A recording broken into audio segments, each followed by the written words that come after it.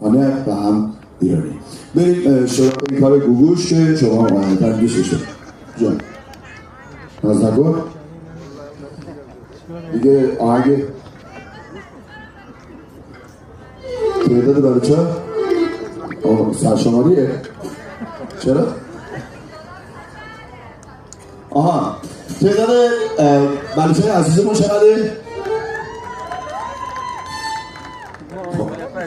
خیلی خوش آمدید همه به گلدن تایمز. امیدوارم که حال دلتون خوب باشه.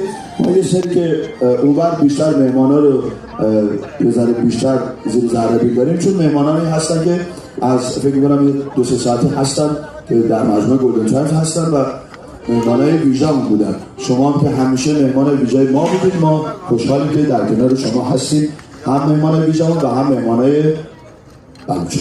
یه دست شایسته به افتخار خودتون بزنید از هر خطه‌ای که هستید. مرسی. من الان قشنگ وسط دریای شمالم. این بر رشته، این برش پنجشنبه، مازندران، نساجی، زلزله، اون بر چی میشه؟ اون بر ترکمن. ملابا؟ نظری با شما فرق میکنه؟ ایرانی ها دست بزنید. ممنون. ایرانی ها چقدر امشب سورپرایز شدید. کلاً 30 تا ایرانی داریم. باقی از کجا آمدید؟ جدی ایرانی ها دیگه ایرانی ها دست بزنید.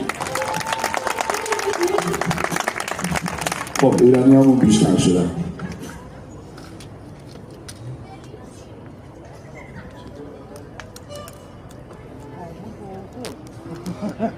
بابا جریمه لباس چیه؟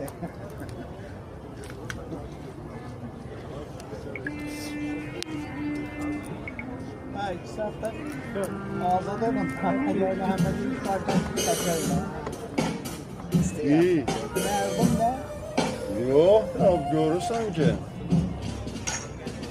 Yok oynaman olsa indi her hemen düzeler. Veli koyumla oynamak ki. Ne mana?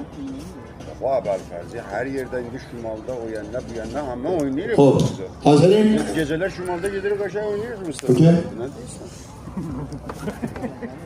Ha? Ya Tehran Karaca oynuyorlar aslında.